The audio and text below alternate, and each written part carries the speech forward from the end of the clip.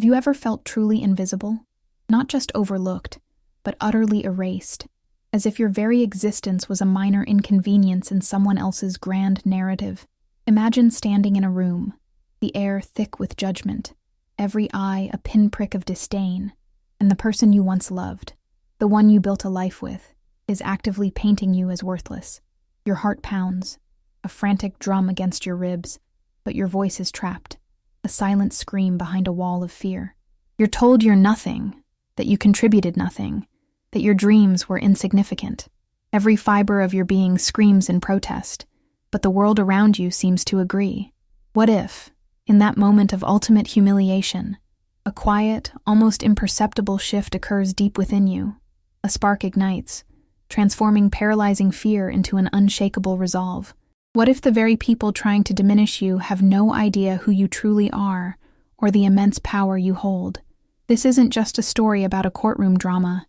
It's about the shattering realization that sometimes the greatest strength lies hidden, waiting for the perfect moment to reveal itself, turning the tables in a way no one, especially your tormentors, could ever predict.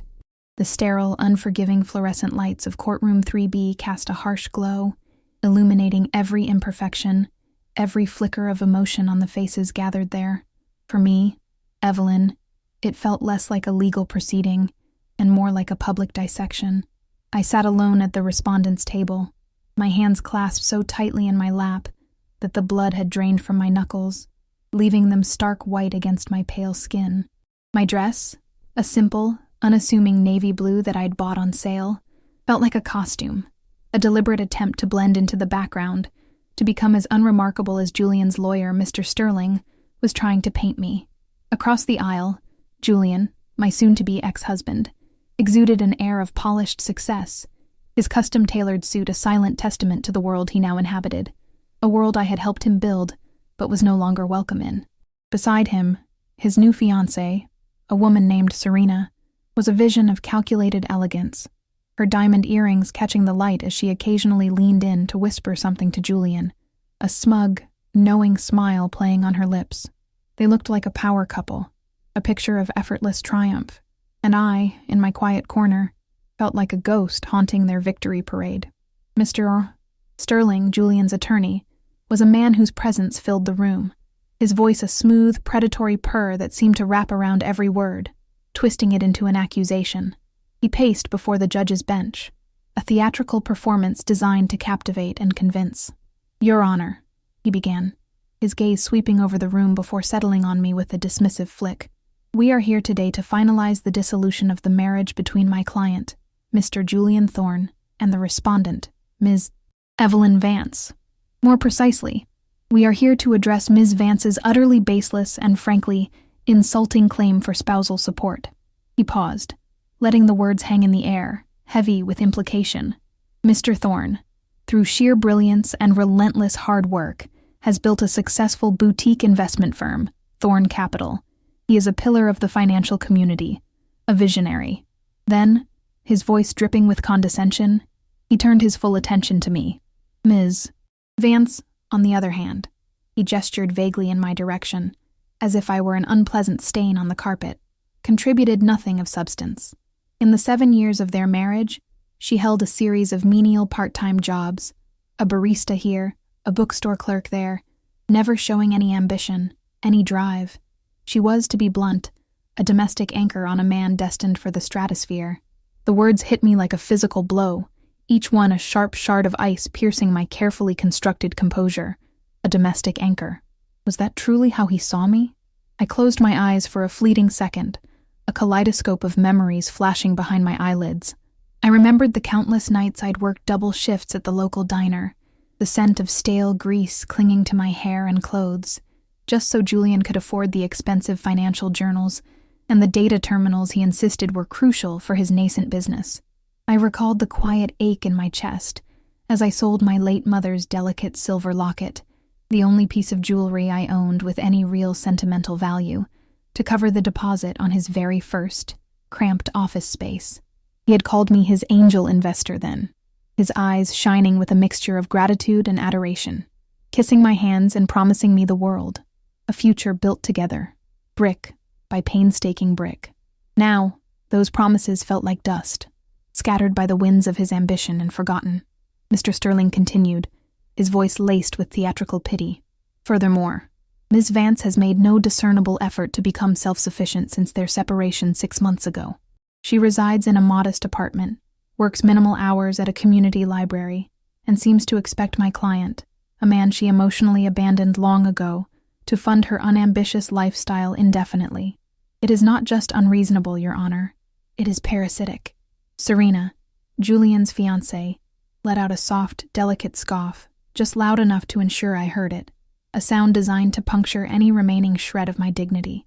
I glanced at Julian, hoping for some flicker of recognition, some sign that he remembered the sacrifices, the shared dreams, but he refused to meet my eyes, instead staring at the judge with a look of pained sincerity, a master of deception playing the victim, the magnanimous genius held back by a simple, grasping woman.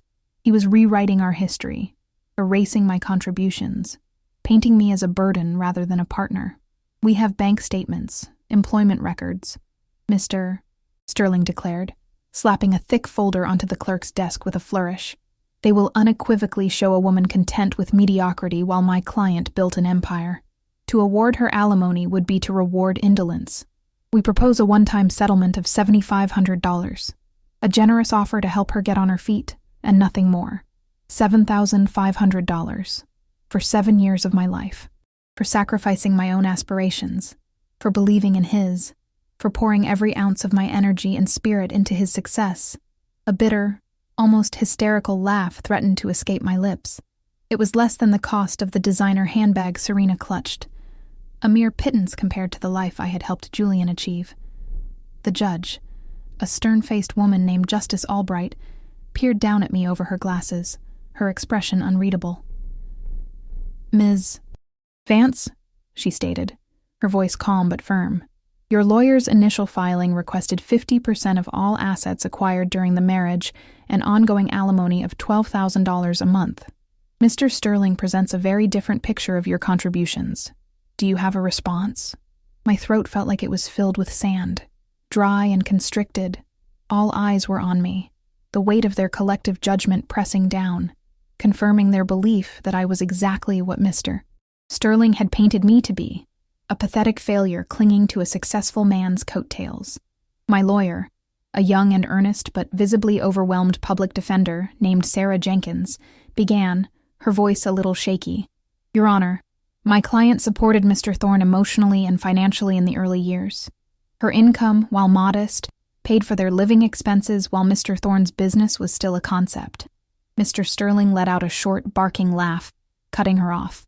"Objection, Your Honor. Vague and unsubstantiated. Does she have receipts for the groceries she bought? A ledger for every cup of coffee?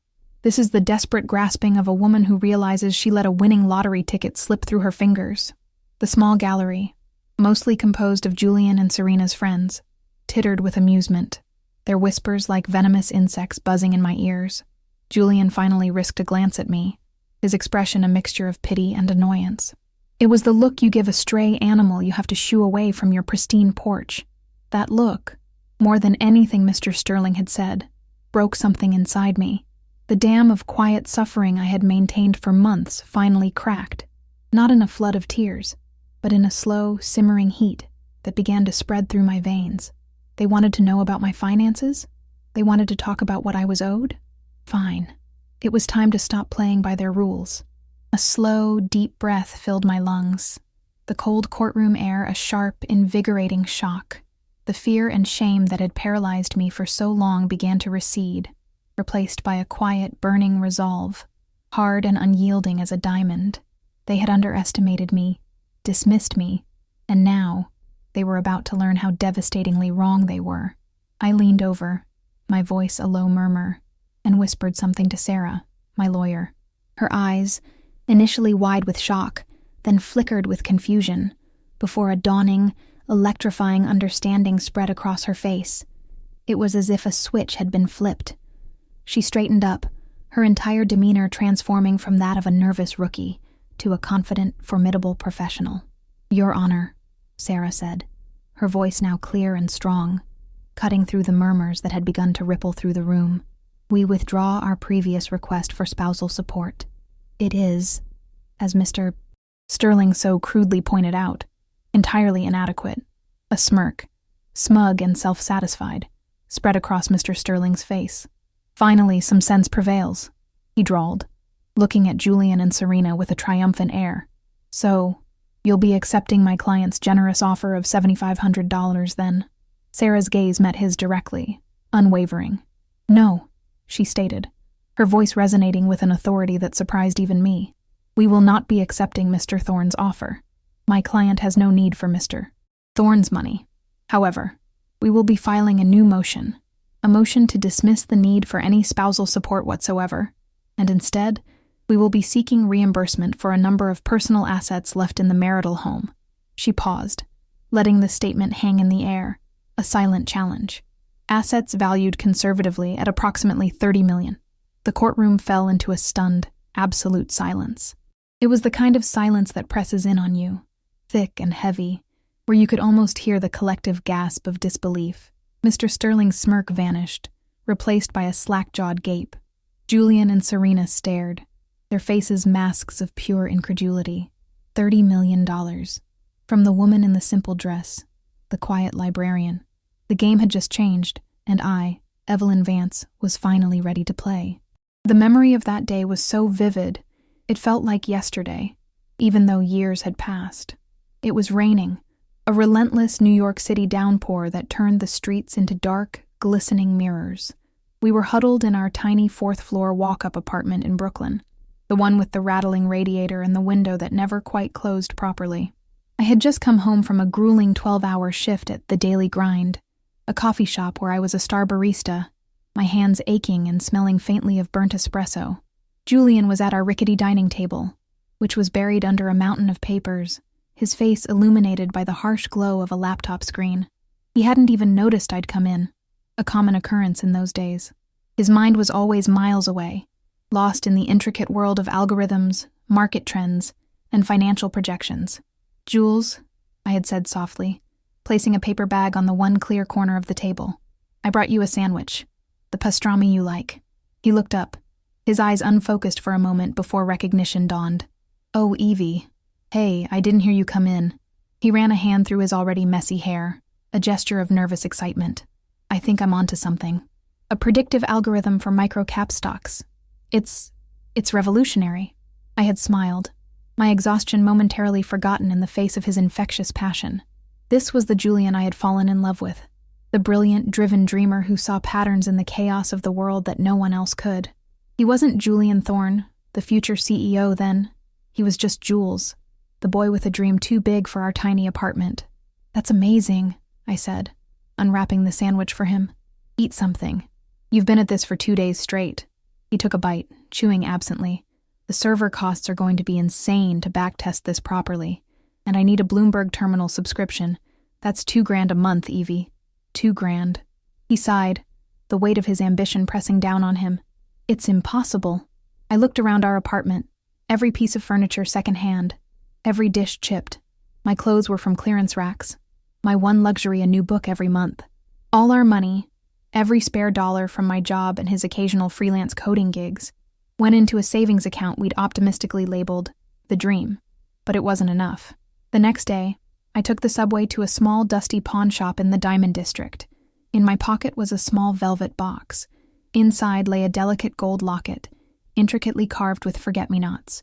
It had been my mother's, given to her on her 16th birthday, and then to me on mine. It was the most precious thing I owned, a tangible link to a past I rarely spoke of, a whisper of a life I had deliberately chosen to leave behind. I walked out an hour later with $2,500 in cash, enough for the subscription and a little extra. When I gave the money to Julian that night, he was ecstatic. "Evie, how? Where did you get this?" "I have my ways," I'd said with a breezy smile, tucking the memory of the gruff pawnbroker and the ache in my heart into a deep, hidden corner. "Call me your angel investor." He had lifted me off my feet, spinning me around our tiny living room. "When Thorne Capital is a reality, I'll buy you 1,000 lockets. I'll buy you a diamond for every coffee you've ever served. I promise, Evie. It's all for us. For us." That had been the mantra, the unspoken agreement that fueled our shared journey. The sacrifices piled up, each one a brick in the foundation of his burgeoning success. I took on extra shifts, becoming a waitress at night after my barista job.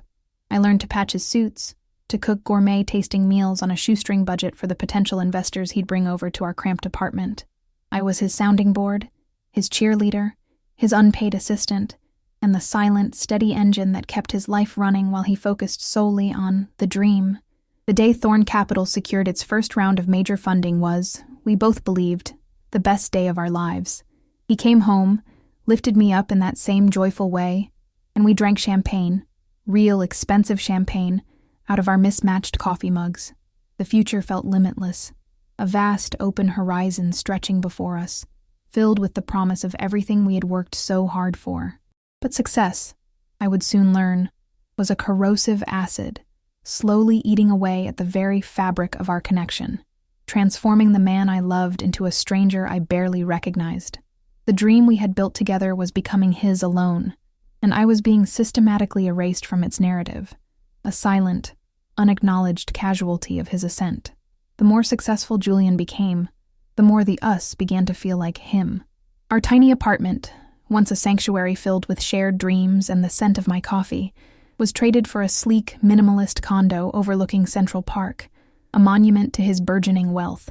My thrift store clothes, once a symbol of our shared struggle and resourcefulness, were replaced by designer outfits he'd pick out, telling me I needed to look the part, that my appearance was now a reflection of his status.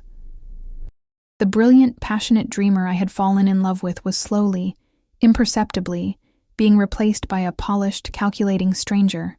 He began to criticize me, subtly at first, then with increasing frequency and bluntness.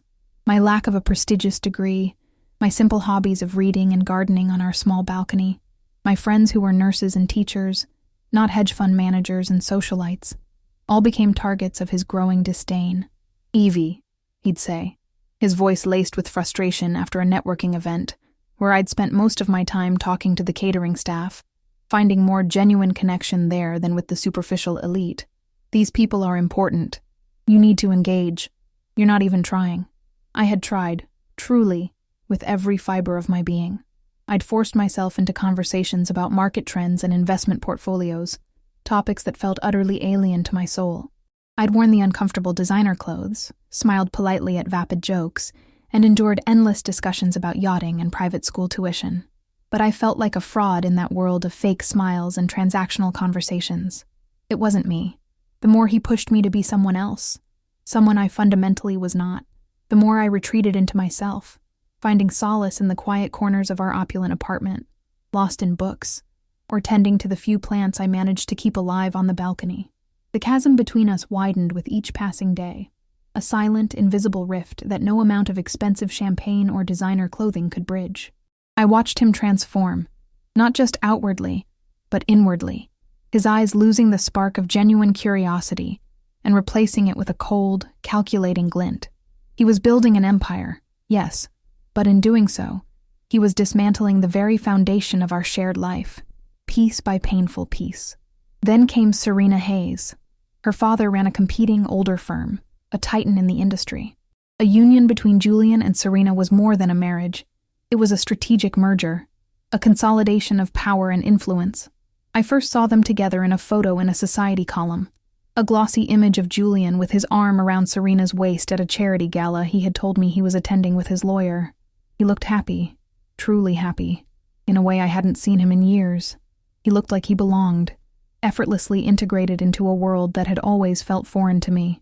The confrontation, when it finally came, was cold and clinical, devoid of the passion or even the anger that had once characterized our arguments. It didn't happen in our home, the place where we had built so many dreams, but in a neutral, sterile coffee shop, a cruel irony that wasn't lost on me. He stirred a sugar he didn't take into his black coffee, his gaze fixed on the swirling liquid, unable to meet my eyes. "It's not working, Evelyn," he said, his voice flat, devoid of emotion. "We want different things. I've outgrown this. We've outgrown this." My voice, when I spoke, was quiet, almost a whisper, devoid of the tears he was clearly expecting. You mean you found someone more useful? His eyes flickered with annoyance, a brief flash of the old Julian, before quickly regaining their detached composure. That's a crude way of putting it. Serena understands my world. She's a part of it. You were for the beginning. I'll always be grateful for that. The words felt like a slap, a dismissal of years of shared history, of every sacrifice I had made. But this is the big leagues now. He slid a piece of paper across the table, a separation agreement. The terms were insulting, a blatant attempt to erase me, to turn 7 years of my life into a mere footnote in his grand ascent. I'll be generous, he'd said, the words a final condescending blow. I won't let you be destitute. Looking back now, from the cold, harsh vantage point of the courtroom, I understood. He didn't just want a divorce. He wanted to retroactively invalidate our entire history. He needed to believe that he had done it all himself, that I was nothing more than a temporary phase, a piece of scaffolding to be kicked away once the skyscraper was built. By painting me as a lazy, unambitious parasite, he wasn't just trying to save money. He was trying to save his own story, rewriting it with himself as the solitary hero, the self-made man. And for that lie, he needed to humiliate me. He needed to make me small so he could feel big, to justify his betrayal and his callous disregard for our shared past. The silence in courtroom 3B was a physical entity, pressing in on us, thick and heavy. Mr. Sterling's face, usually a mask of smug control, had cycled through confusion, disbelief, and was now settling on outright fury.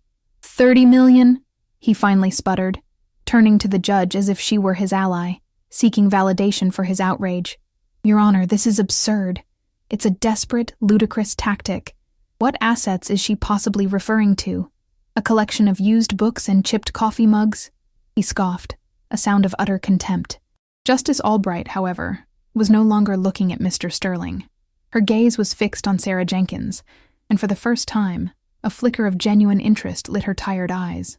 Ms. Jenkins, the judge said, her voice dangerously level, you've made an extraordinary claim. I trust you are prepared to substantiate it. This court does not appreciate theatrics. My heart hammered in my chest, a frantic rhythm against my ribs.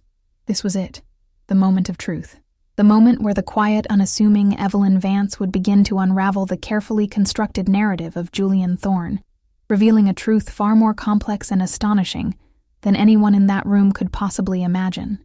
What secrets had I kept hidden for so long? And how would their revelation shatter the carefully crafted illusions of power and success that Julian and his attorney had so meticulously built? We are, Your Honor, Sarah said, her newfound confidence radiating from her, a stark contrast to her earlier nervousness. She opened a thin file folder, one that had been sitting on her desk, seemingly ignored all morning. It was a subtle but powerful move, suggesting that this was not a last-minute improvisation, but a carefully planned strategy. During their marriage, Mr. Thorne and my client resided at 113 Park Avenue, apartment 14A. When my client vacated the premises following their separation, she left behind several personal items she was unable to transport at the time. She slid a document across the table to Justice Albright, a single sheet of paper that seemed to hold an immense weight. This is a preliminary inventory. The judge took the paper, her eyes scanning its contents, a slight frown creasing her brow. The air in the courtroom was so thick with anticipation, you could almost taste it. The first item, Sarah continued, her voice steady and clear, is a painting that was hung in the main living area. It's a piece by Jean-Michel Basquiat, titled Untitled Cadmium. A wave of murmurs rippled through the gallery, a collective gasp of surprise. Even Julian looked confused, his brow furrowed in a mixture of disbelief and annoyance. He glanced at Serena, who simply shrugged, a look of bored disdain on her face, clearly dismissing the mention of art as another one of my unambitious interests. Mr. Sterling let out a derisive snort, a sound of utter contempt. A Basquiat? Your Honor, please. They had a print, a poster they bought online for $50 and had framed. Is this a joke? My client is not referring to a print, Sarah stated calmly, her eyes fixed on Mr. Sterling. She is referring to the original 1984 acrylic and oil stick on canvas. It was a gift to my client on her 18th birthday. Julian actually laughed out loud this time, a harsh, disbelieving sound that echoed in the stunned silence. That's insane. Evelyn own a Basquiat? Her father was a high school history teacher and her mother was a librarian. They lived in a suburb in Ohio. Where would she possibly get a multi-million-dollar painting? He turned to the judge, spreading his hands in a gesture of utter bewilderment, as if appealing to her common sense. Your Honor, see what I'm dealing with? She's delusional.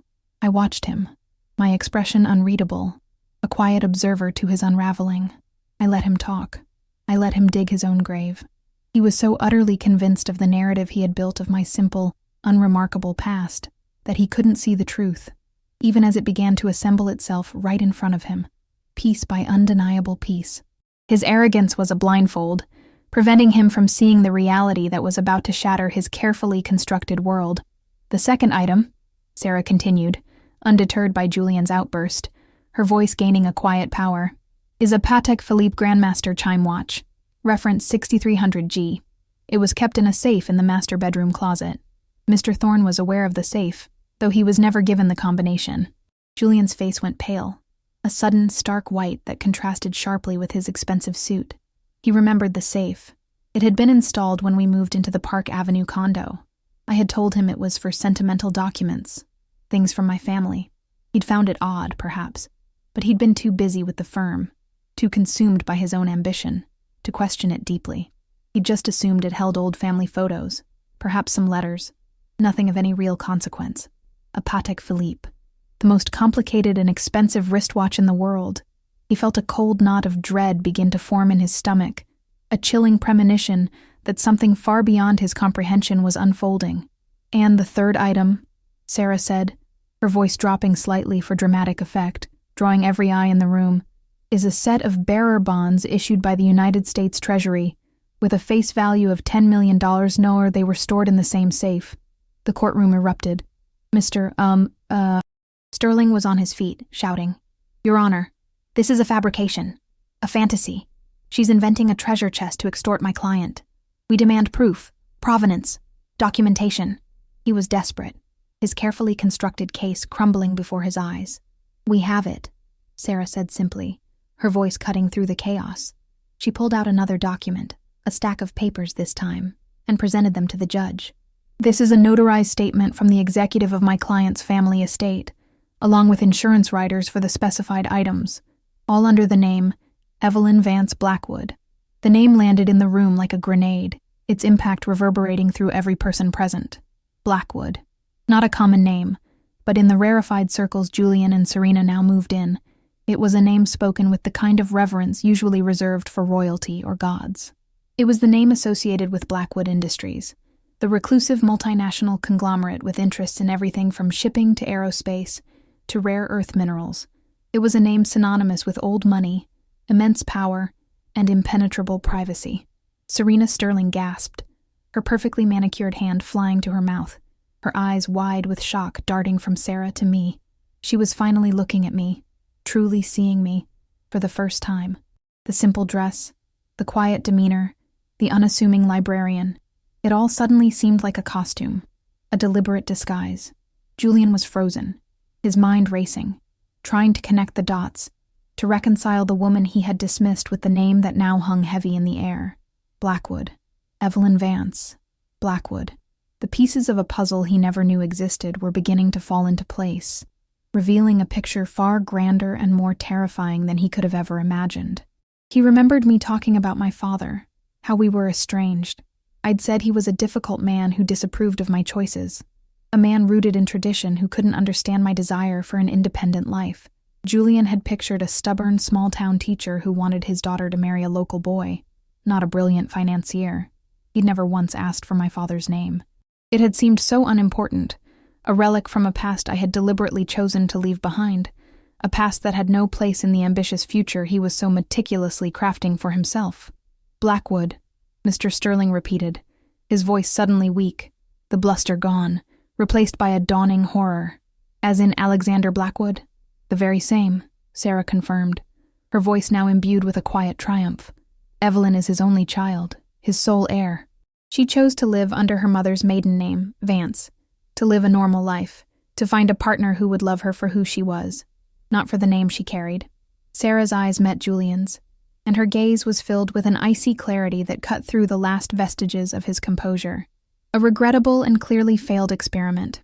The truth slammed into Julian with the force of a physical blow. It wasn't just a lie.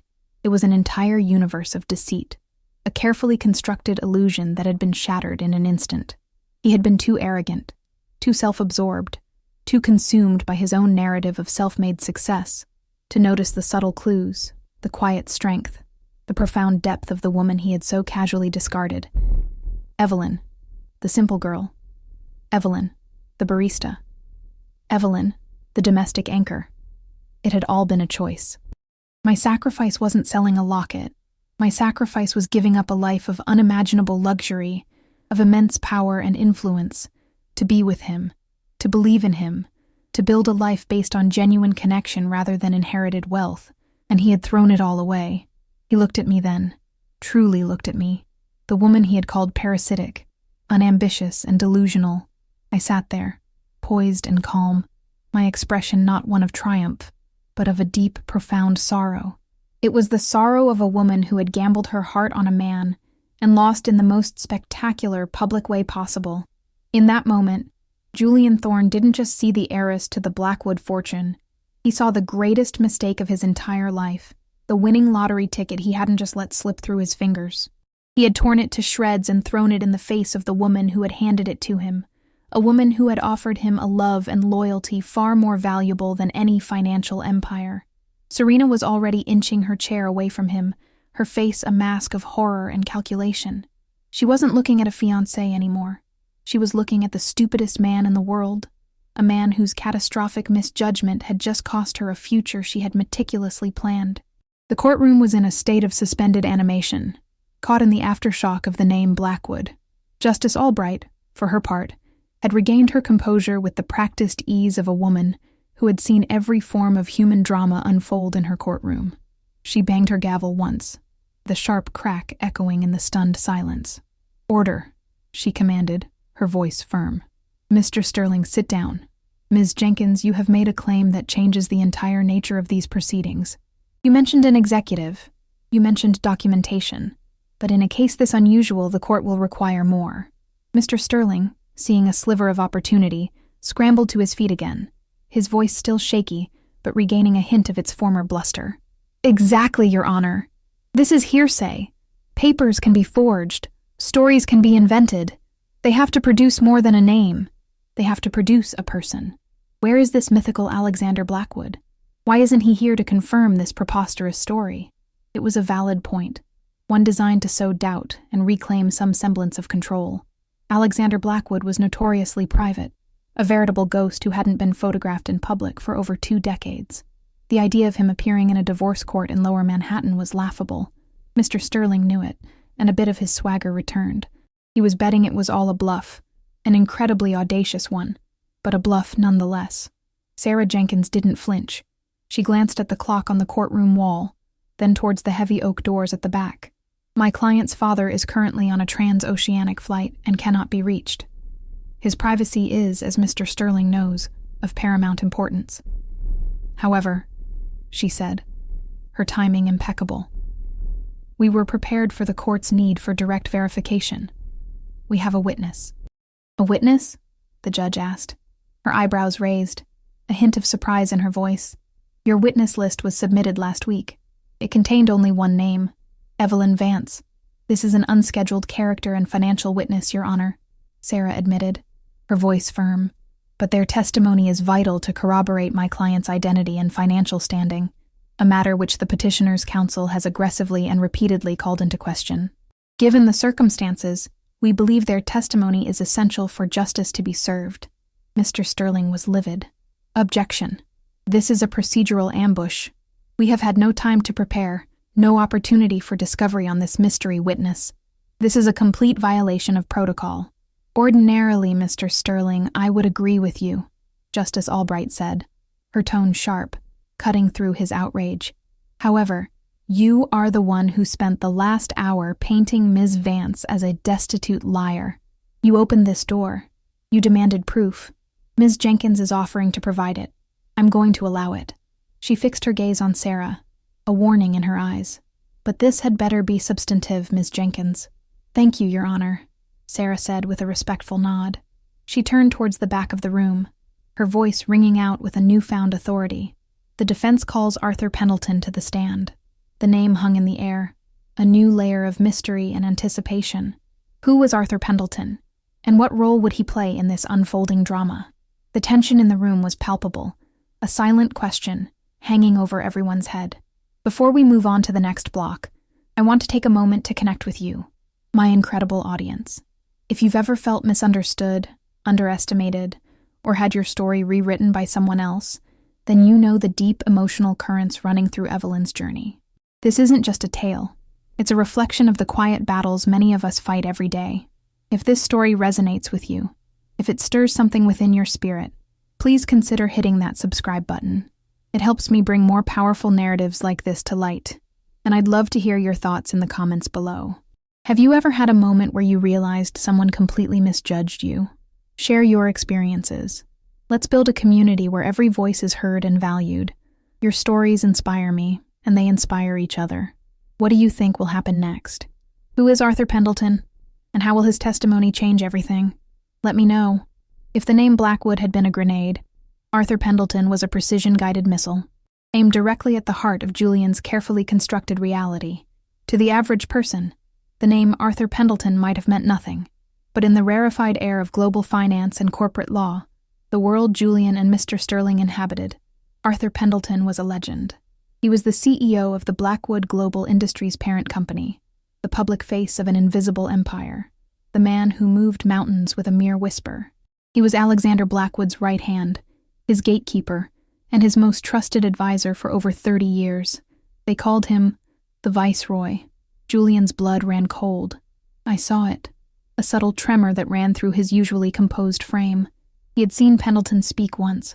At a Davos summit he'd paid a fortune to attend, an event where the world's most powerful gathered. The man exuded an aura of quiet, unassailable power that made brash new money players like Julian feel like children playing dress-up. The idea of Arthur Pendleton walking into this courtroom, on behalf of me, Evelyn Vance, was, to Julian, simply impossible. The heavy oak doors at the back of the courtroom swung open with a soft, almost imperceptible creak. Two men in dark, severe suits entered first, their eyes scanning the room with professional efficiency, their presence immediately signaling a shift in the atmosphere. They were clearly security, not just any security, but the kind that moved with a silent, deadly grace. And then, between them, walked Arthur Pendleton.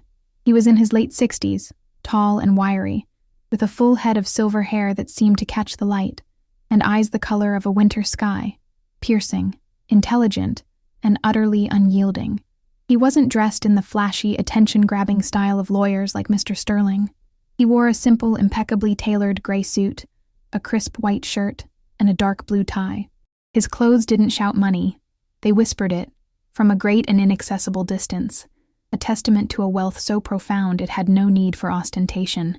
He walked with a calm, deliberate pace down the central aisle, his gaze fixed forward, seemingly oblivious to the stunned silence he had created. The entire room seemed to hold its breath, the air crackling with his presence, a palpable force that commanded respect without demanding it. He passed Julian's table without a flicker of acknowledgement, his eyes unwavering, as if Julian and Serena were simply part of the furniture, insignificant details in a much larger landscape. Julian felt an involuntary urge to shrink in his seat, to become invisible, to somehow disappear from the crushing weight of this man's presence. Pendleton's very existence in this room was a verdict on Julian's life, a judgment far more potent than any the judge could deliver. He had not just divorced a woman, he had insulted an empire, an entity so vast and powerful that its reach extended far beyond the petty squabbles of a divorce court. Arthur Pendleton reached the witness stand and stood patiently, his posture erect, his hands clasped loosely in front of him, waiting to be sworn in. He looked at me, and for a single fleeting moment, his stern expression softened into one of paternal affection and concern, a warmth that reached across the room and touched my heart. It was a look that confirmed everything, a silent affirmation of our shared history, our unspoken understanding. Mr. Sterling sank into his chair, his face ashen, all the fight having drained out of him. He was a shark, yes, But he had just discovered that he was swimming in an ocean that belonged to a blue whale, and he had made the fatal mistake of trying to bite it. The realization of the sheer magnitude of his miscalculation was etched onto his features, a mixture of fear and professional ruin. Serena Sterling slowly, deliberately, picked up her crocodile leather handbag from the floor. She placed it in her lap and opened it, her movements precise and mechanical, as if she were performing a ritual. She was no longer looking at anyone, her gaze distant, calculating her escape. The merger was off. The future she had envisioned, built on Julian's rising star, had just imploded. The court clerk, a man who had seen decades of mundane disputes, fumbled slightly as he administered the oath to Arthur Pendleton. The witness's quiet gravitas seemed to unnerve even him, a seasoned veteran of the courtroom.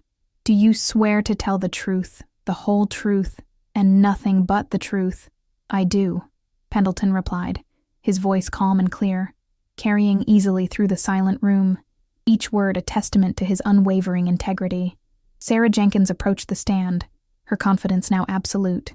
Her earlier trepidation completely vanished. "Mr. Pendleton, could you please state your full name and occupation for the court?" "My name is Arthur Hemmings Pendleton. I am the Chief Executive Officer of Blackwood Global Industries." Each word was delivered with precision, a statement of irrefutable fact, a declaration of power that resonated through the room. "And in what capacity do you know my client, Ms. Evelyn Vance?" Pendleton turned his gaze slightly to look at me, a fond, almost sad smile touching his lips for an instant, a rare glimpse of the man beneath the corporate titan. "I have known Evelyn since the day she was born. I am her godfather, and I am the executive of her family's trust." Sarah nodded, a subtle gesture of acknowledgement. "Can you confirm for the court her relationship to your employer, Mr. Alexander Blackwood?" "Evelyn is Mr. Blackwood's only child and sole heir," Pendleton stated simply, his voice devoid of any embellishment, just the plain, unvarnished truth. "Her legal name is Evelyn Vance Blackwood. Vance was her mother's maiden name. After her mother's passing and upon entering adulthood, Evelyn made a personal decision to use the name Vance exclusively in her public life. It was a choice born of a desire for privacy and normalcy, a choice her father, though he may not have fully understood it, begrudgingly respected. Mr. Sterling, seeing his career flashing before his eyes, knew he had to do something, anything, to salvage the situation. He weakly rose to his feet, a shadow of his former self. "Objection, Your Honor. This is all very touching, but it's not relevant to the division of marital assets." Justice Albright glared at him, her patience clearly at an end. "Mr. Sterling, you spent the better part of an hour arguing that Ms. Vance's financial standing was zero and that her character was that of a common grifter. This testimony speaks directly to both of those assertions. Overruled. Sit down." Mr. Sterling sat, his face burning with humiliation, the last vestiges of his professional pride crumbling around him. The stage was now set for the full, undeniable truth to be revealed, a truth that would leave no doubt about who Evelyn Vance truly was. Sarah continued, her voice now a confident, measured cadence that filled the courtroom. "Mr. Pendleton, we have submitted an inventory of 3 specific items: a Basquiat painting, a Patek Philippe watch, and a series of bearer bonds, which my client claims are her personal, non-marital property. Can you speak to the authenticity of these claims?" Arthur Pendleton met her gaze, his expression unwavering. "I certainly can," he affirmed, his voice carrying easily through the hushed room. "The Basquiat, untitled cadmium, was purchased by Mr. Blackwood at a Sotheby's auction in 2015. It was a gift for Evelyn's 18th birthday. I personally oversaw the acquisition and the drafting of the deed of gift. It is her sole property. Its last appraisal valued it at $17 million. A collective gasp went through the courtroom. Louder this time. A wave of disbelief and awe. $17 million for one painting. Julian felt dizzy. The numbers so large they were almost meaningless. Abstract concepts that defied his understanding. He remembered that painting. It had hung over our sofa in the Park Avenue condo. He'd always thought it was a chaotic, ugly mess, a splash of vibrant colors that clashed with his minimalist aesthetic. He'd once joked about replacing it with something more soothing. I had just given him a strange, sad look and changed the subject, the memory of that moment now a sharp, painful irony. "The Patek Philippe," Pendleton continued, his tone as even as if he were reading a grocery list, was also a gift, actually from me, for her graduation from Columbia University. It is one of only 7 in existence. Its value is approximately $3.5 million. Julian's mind reeled. Columbia. Evelyn had told him she had a simple state college degree, a practical choice for someone who wanted to work with her hands, to be a barista, a librarian. Another lie. A lie I had told to make myself seem smaller, less intimidating, more like him, more approachable, more relatable to the life he was building. The generosity of my deception was, in its own way, more devastating than the wealth itself. It spoke of a profound desire to connect, to be loved for who I was, stripped of all external trappings. He had seen my humility as a lack of ambition, my quietness as timidity, my simple life as a sign of worthlessness. He had completely missed the depth of my character, the strength of my spirit, blinded by his own superficial metrics of success. "And the bearer bonds," Sarah prompted, her voice gentle, guiding the narrative. "Those were placed in a trust for Evelyn by her late mother, Catherine Vance Blackwood," Pendleton explained, his voice softening slightly at the mention of my mother. "They were intended as an emergency fund for Evelyn, to be kept entirely separate from the Blackwood family finances, to give her a measure of independence, a safety net that was truly her own. I can confirm their face value is $10 million. All of these items predate her marriage to Mr. Thorne by several years. They are unequivocally her personal property." Pendleton paused, then shifted his gaze, pinning Julian Thorne with a look as cold and sharp as a shard of ice, a gaze that seemed to strip away all pretense, all arrogance, leaving him exposed and vulnerable. "Your Honor, if I may add a personal observation," Pendleton said, his voice taking on a harder, more resonant edge. "For the past 7 years, I have watched Evelyn live a life of profound modesty. She has done so to test a hypothesis, that she could find a partner who valued her spirit, her intelligence, and her heart above all else. She actively hid a personal fortune that dwarfs Mr. Thorne's entire company, not out of deceit, but out of hope." His words hung in the air, each one a hammer blow to Julian's crumbling facade. She worked grueling, thankless jobs, not because she had to, but to support the man she loved, to allow his dream to flourish. She contributed every dollar she earned and every ounce of her energy to their partnership. Pendleton let the words sink in, allowing their full weight to settle upon the stunned courtroom. "The accusation I heard upon entering this courtroom, that she was a parasite, an anchor, a woman of no ambition, is not only a grotesque falsehood, but the single greatest misjudgment of character I have ever witnessed in my 68 years. Mr. Thorne did not have a leech for a wife. He had a benefactor of unimaginable generosity. He was a man who was handed the keys to a kingdom, and instead of entering, he complained about the weight of the keys, and threw them away for a handful of shiny pebbles." The metaphor, delivered in Pendleton's devastatingly calm voice, was brutal, stripping Julian bare, exposing his shallow ambition and catastrophic lack of perception for everyone to see. It was a public execution of his pride, delivered with surgical precision. Serena Sterling had heard enough. Quietly, without a word to Julian, she stood up.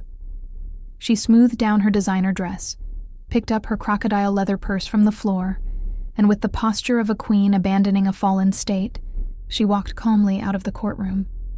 The soft click of the door closing behind her was the sound of Julian's future ending, the final, definitive punctuation mark on his downfall. Julian didn't watch her go. He couldn't take his eyes off me. I was looking at Pendleton, and my eyes were shining with unshed tears, not of sadness, but of profound gratitude. For the first time in months, someone had spoken the truth. Someone had seen me, truly seen the sacrifices, the intentions, the heart behind the quiet exterior. It was a moment of profound validation, a healing balm to wounds I hadn't realized ran so deep. "I have no further questions for this witness, Your Honor," Sarah Jenkins said, returning to her seat, her mission accomplished. Justice Albright looked at the shell-shocked Mr. Sterling. "Mr. Sterling, cross-examination." Mr. Sterling looked at Pendleton, who met his gaze with unnerving calm and unyielding force. Cross-examining the viceroy of the Blackwood Empire would be professional suicide, a career-ending move. "No, Your Honor," Mr. Sterling mumbled, his voice barely a whisper, defeated. "No questions." The judge surveyed the scene before her. The petitioner's side was in complete disarray. Julian Thorne sat alone, a man hollowed out, the architecture of his arrogance having collapsed in on itself.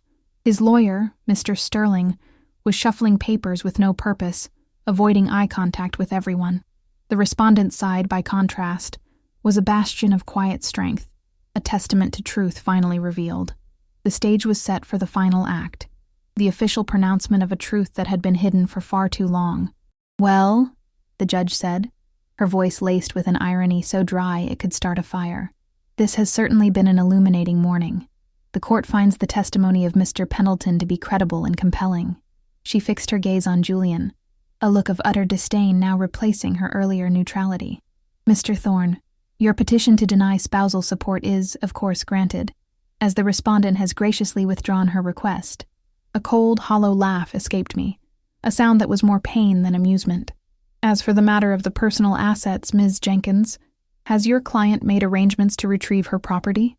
"We have, Your Honor," Sarah confirmed, her voice steady. "Mr. Pendleton's security team is on standby. We request a court order granting my client immediate and exclusive access to the residence at 113 Park Avenue for a period of 2 hours to retrieve her belongings."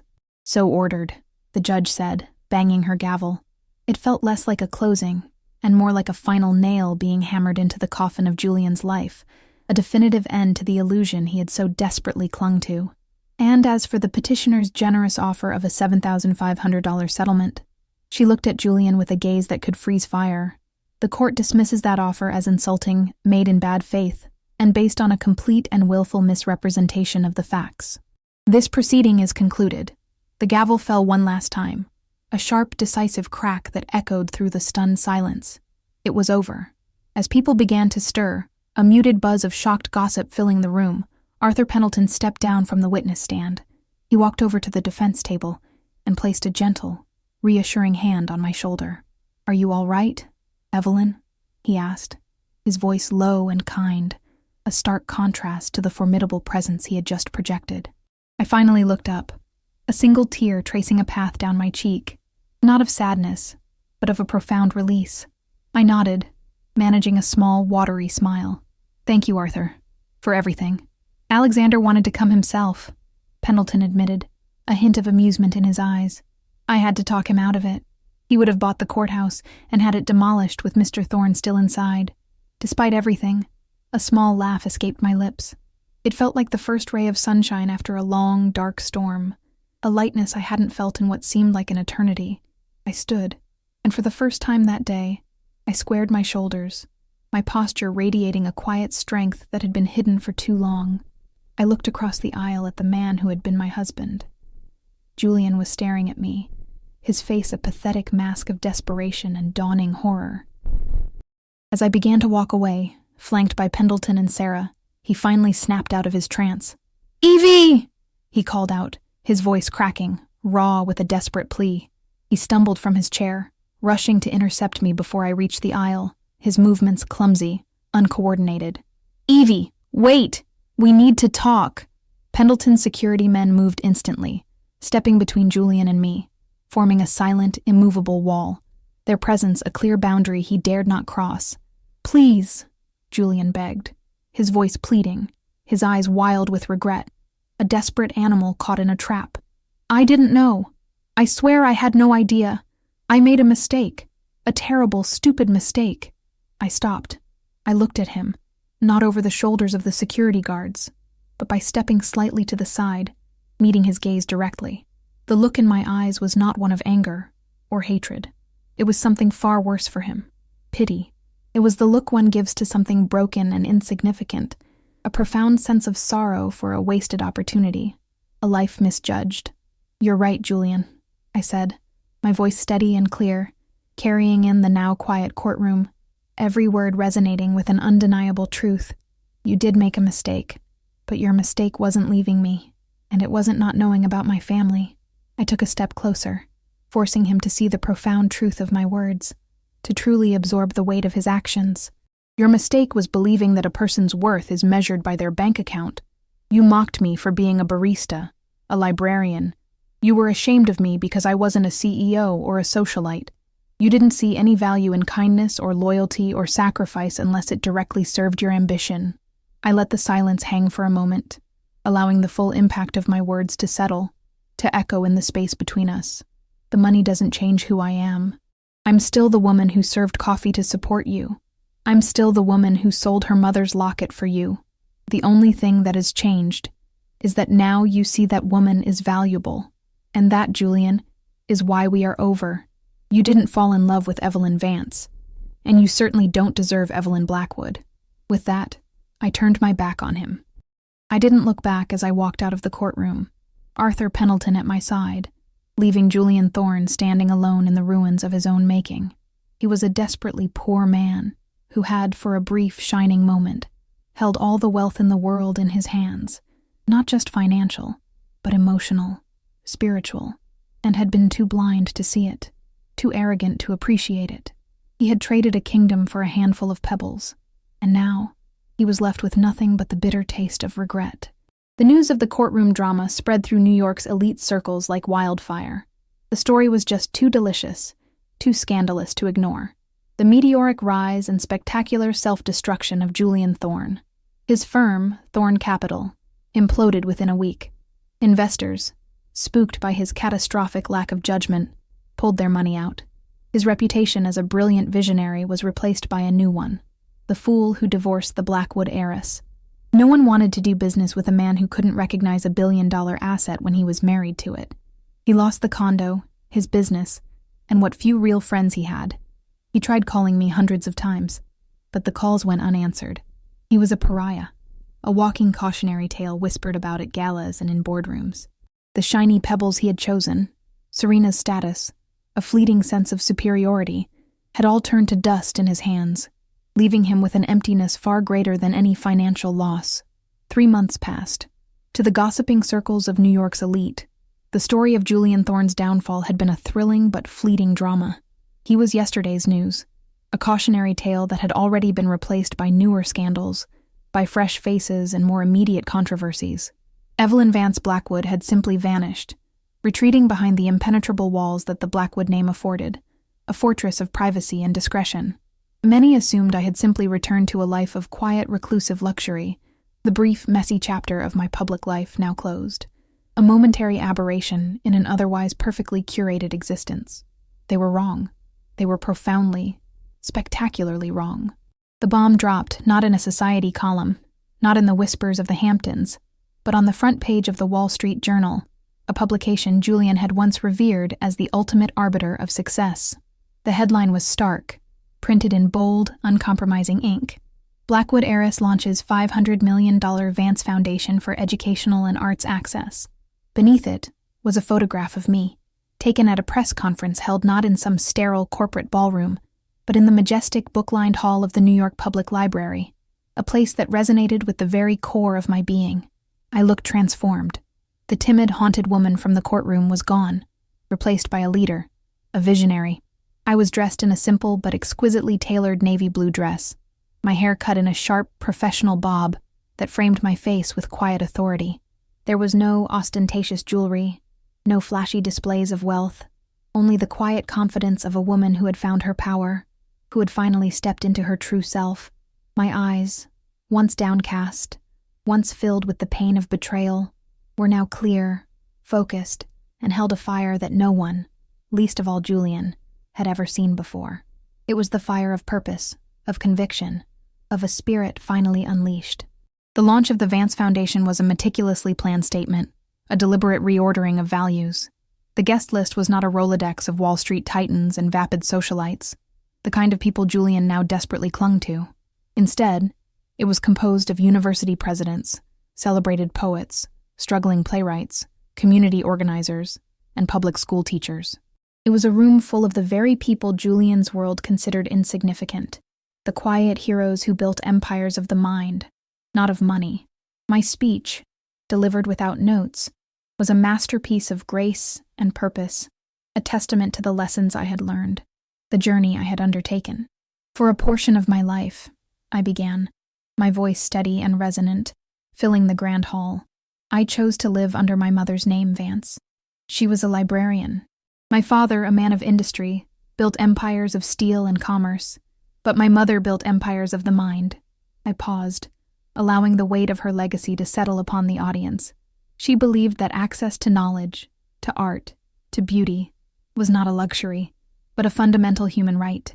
She taught me that a person's true net worth isn't found on a balance sheet, but in the richness of their curiosity and the depth of their empathy. My gaze swept over the rapt audience, connecting with each person, each soul. The world has enough foundations dedicated to building bigger buildings. This foundation is dedicated to building bigger minds. The words resonated with a profound truth, a spiritual calling that transcended mere philanthropy. The Vance Foundation will be dedicated to ensuring that the next great novelist isn't lost because her local library closed down, that the next scientific genius isn't overlooked because he couldn't afford tuition, and that the value of a quiet life dedicated to knowledge is celebrated, not mocked. The final line was a subtle, perfectly aimed dart, a quiet rebuke to the very values Julian embodied, a powerful declaration of a different kind of wealth. In a subsequent, rare one-on-one interview with a respected journalist, the inevitable question arose, a question that had been on everyone's minds. "Your story has captivated the public," the interviewer said gently, her voice respectful. "Many see what happened to your ex-husband as a form of cosmic revenge. Do you?" My smile was thoughtful, devoid of malice, reflecting a peace I had finally found. "I don't believe in revenge," I replied, my voice calm and clear. "Revenge is a conversation with the past, and I am far more interested in building the future. What happened in that courtroom wasn't about punishing Julian. It was about my own liberation. It was about reclaiming my narrative, my identity, my very soul. For years, I allowed someone else to define my worth, to dictate my story.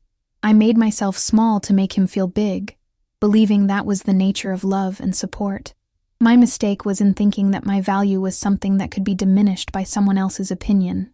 I leaned forward, my sincerity palpable, my eyes shining with conviction. My father's name, Blackwood, provides the resources for this work. It's a tool, a powerful one. But my mother's name, Vance, provides the mission. This foundation is my voice. It's a testament to the belief that true strength isn't about how much you can acquire, but how much you can give. My story isn't about a secret heiress. It's about a librarian's daughter finally putting her mother's lessons into practice. It was a declaration of purpose, a testament to the enduring power of love, knowledge, and quiet strength, a stark contrast to the hollow ambition that had consumed Julian. Far across town, in a dimly lit bar in Queens that smelled of stale beer and regret, Julian Thorne watched the interview on a flickering television mounted over the counter. He was nursing a cheap whiskey, the amber liquid doing little to numb the perpetual ache in his soul. He had lost everything. His firm was a bankrupt shell, its grand ambitions reduced to ashes. His sleek, minimalist condo had been sold to cover his mounting debts, and his name, once synonymous with brilliance and success, was now a punchline, a whispered cautionary tale among the very people he had once sought to impress. He was wearing a frayed shirt, his face unshaven, the ghost of the Tom Ford-wearing titan he once was haunting his every reflection. As I spoke on the screen, every word was a fresh torment, a new twist of the knife in his already wounded pride. A librarian's daughter. He remembered mocking my mother's profession, dismissing it as quaint and insignificant.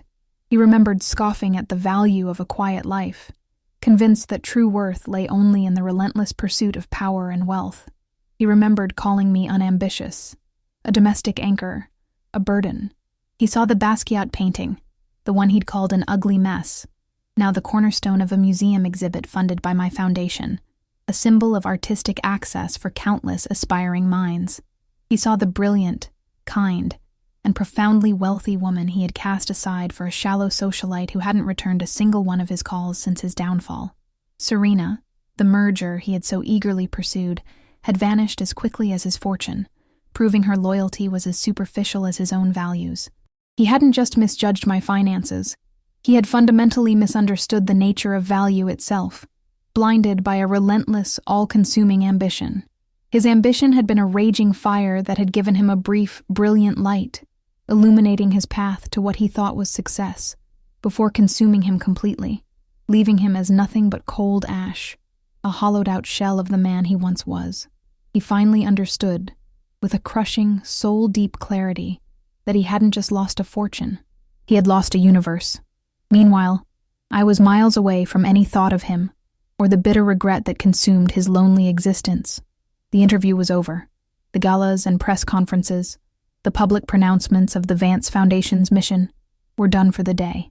I was at a small, underfunded community library in the Bronx, one of the first recipients of a Vance grant.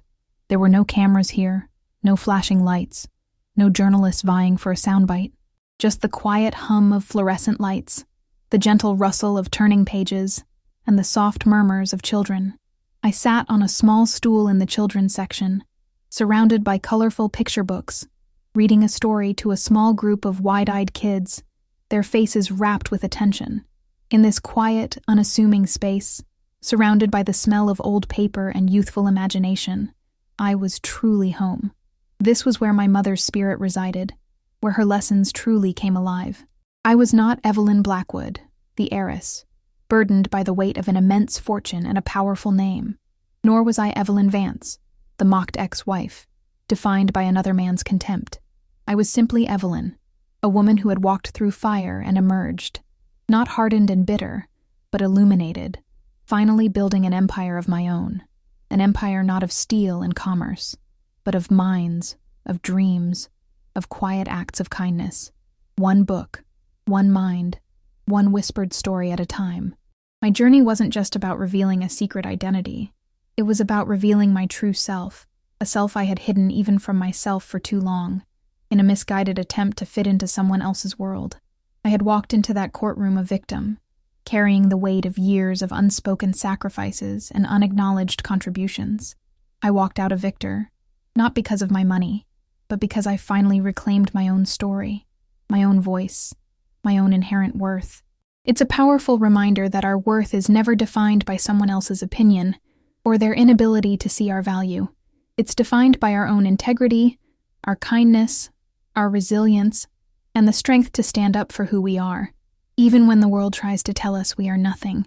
It's about understanding that true wealth lies not in what we accumulate, but in what we contribute, in the lives we touch, in the quiet, profound impact we have on the world around us. Julian, in his relentless pursuit of external validation, had lost sight of this fundamental truth, and in doing so, had lost everything that truly mattered. His kingdom of gold had turned to dust, while my kingdom of knowledge and compassion was just beginning to flourish, built on foundations far more enduring than any financial empire. The children, their eyes still wide with wonder from the story, began to stir, their parents arriving to collect them. I smiled, a genuine, unburdened smile, as I watched them go, each child a tiny seed of potential, ready to grow. I knew then, with absolute certainty, that this was my path, my purpose, the quiet strength I had found within myself, the voice I had reclaimed, would now be used to amplify the voices of others, to open doors to knowledge and art for those who might otherwise be overlooked. It was a legacy far richer than any inheritance, a testament to the enduring power of a mother's belief in the human spirit. The world had tried to define me, to label me, to diminish me, but I had finally learned that only I had the power to write my own story, to determine my own worth, to build my own empire, one quiet, meaningful act at a time. The sun began to set, casting long, golden shadows across the worn wooden floor of the library. The last child had left, clutching a new book, a small smile playing on their lips. I sat there for a moment longer, soaking in the quiet peace of the space, a stark contrast to the cacophony of the courtroom, the bitterness of Julian's world. This was where true wealth resided, not in bank accounts or stock portfolios, but in the potential of a curious mind, in the quiet joy of discovery. My mother, Catherine Vance Blackwood, had understood this implicitly. She had built her own empire, not of tangible assets, but of ideas, of stories, of the boundless possibilities that lay within the pages of a book. She had taught me that knowledge was the ultimate currency, empathy the most valuable asset, and kindness the most powerful investment. These were the lessons I was now finally putting into practice, not just for myself, but for countless others. The Vance Foundation was more than just a philanthropic endeavor. It was a living testament to her legacy, a bridge between the world of immense resources and the world of profound need. We weren't just funding libraries, we were funding dreams. We weren't just providing scholarships, we were cultivating future leaders, artists, scientists, and thinkers. It was a quiet revolution, built on the belief that every mind deserved the chance to flourish, regardless of their background or circumstances. I remembered Julian's dismissive comments about my simple hobbies of reading and gardening. He had seen them as weaknesses, as proof of my lack of ambition. He couldn't have been more wrong. Those quiet moments of reflection, of nurturing life, whether in a book or in a potted plant, had been the very source of my strength, the wellspring of my resilience. They had grounded me, kept me connected to the essential truths of life, even as Julian drifted further and further into the superficiality of his own making. I thought about the journey that had led me here, to this quiet library, to this profound sense of purpose. It had been a path paved with both joy and heartbreak, with moments of profound connection and devastating betrayal. But every step, every challenge, every tear shed had ultimately led me to this point of clarity, this understanding of my true self. The secret heiress narrative, while dramatic and captivating, was merely the shell, the external circumstance that had brought my story to light. The real story, the one that truly mattered, was about the transformation within, the journey from invisibility to illumination, from being defined by others to defining myself. It was about finding my voice, not just to speak, but to empower others to find theirs. The Foundation's work was just beginning, but the initial response had been overwhelming. Applications for grants poured in from every corner of the country, from small rural schools desperate for new books to inner-city community centers seeking funding for arts programs. We were building partnerships with universities, establishing mentorship programs, and creating platforms for emerging artists and writers. It was a monumental undertaking, but one that filled me with an energy and passion I had never known in my previous life with Julian. This was not work. It was a calling, a profound alignment of my values with my actions. Arthur Pendleton, ever the steadfast guardian, had been instrumental in setting up the Foundation, navigating the complex world of trusts and endowments with his characteristic efficiency and wisdom. He was more than just a godfather. He was a mentor, a silent supporter who had always believed in my potential, even when I doubted it myself. I knew that Julian, wherever he was likely still consumed by his bitterness, by the crushing weight of his losses. But his story, his downfall, was no longer a part of my narrative. It was a chapter closed, a lesson learned, a catalyst for a profound awakening. My focus was forward, on the future, on the countless lives that the Vance Foundation would touch. I had chosen to use my mother's name for the foundation, not just as a tribute, but as a statement of intent. It was a name that represented quiet strength, intellectual curiosity, and a deep belief in the power of education and art to transform lives. It was a name that stood for values that Julian had so carelessly dismissed, values that I now championed with every fiber of my being. As I finally rose to leave the library, the last rays of sunlight painting the shelves in hues of orange and purple, I felt a profound sense of peace. The weight of expectation, the burden of a hidden identity, the pain of betrayal, all had been shed. I was Evelyn, whole and complete, standing at the threshold of a new beginning, ready to build an empire of the mind, one quiet act of kindness, one shared story, one opened book at a time. The world was vast, full of challenges, but also full of immense beauty and potential. And I, the librarian's daughter, the secret heiress, was finally ready to embrace it all, not as a victim, but as a creator, a builder of bridges, a champion of the human spirit. My journey had been long and arduous, but it had led me to this moment, to this profound understanding. True power lies not in what you possess, but in what you give, in the light you bring to the world. The quiet hum of the library, the scent of old paper, and the lingering echoes of children's laughter filled the space around me. It was a stark contrast to the cacophony of the courtroom, the biting words, the cold, calculating stares. Here, in this sanctuary of knowledge, I felt a profound sense of peace, a deep-seated contentment that no amount of money or social standing could ever buy. My journey had been long and arduous, a winding path through shadows and light, but it had led me here, to this moment of absolute clarity. I was no longer defined by Julian's contempt, nor by my father's immense wealth. I was simply Evelyn, a woman who had found her purpose, her voice, and her true strength. The empire I was building was not one of steel and commerce, but of minds, of dreams, of the boundless potential that lay within every human heart. The memory of Julian, slumped in the courtroom, his face a mask of despair, still lingered, a faint echo of a past I had finally transcended. His ambition had been a raging fire, consuming everything in its path, including himself. He had chased after shiny pebbles, convinced they were diamonds, while discarding the true gems that lay before him. His story was a cautionary tale, a stark reminder that true wealth lies not in what one accumulates, but in what one gives, in the lives one touches, in the light one brings to the world. I felt no anger towards him now, only a profound sadness for the path he had chosen, for the universe he had lost. My focus was forward, on the future, on the countless lives that the Vance Foundation would touch, on the seeds of knowledge and creativity we would plant. The Foundation's work was expanding rapidly, a testament to the universal hunger for knowledge and opportunity. We were establishing digital literacy programs in underserved communities, funding scholarships for aspiring artists and scientists, and creating platforms for marginalized voices to be heard. Each success, each life touched, was a reaffirmation of my mother's belief in the transformative power of education and art. It was a legacy far richer than any inheritance, a testament to the enduring power of a mother's belief in the human spirit. Arthur Pendleton, ever the steadfast guardian, had been instrumental in setting up the foundation, navigating the complex world of trusts and endowments with his characteristic efficiency and wisdom. He was more than just a godfather. He was a mentor, a silent supporter who had always believed in my potential, even when I doubted it myself.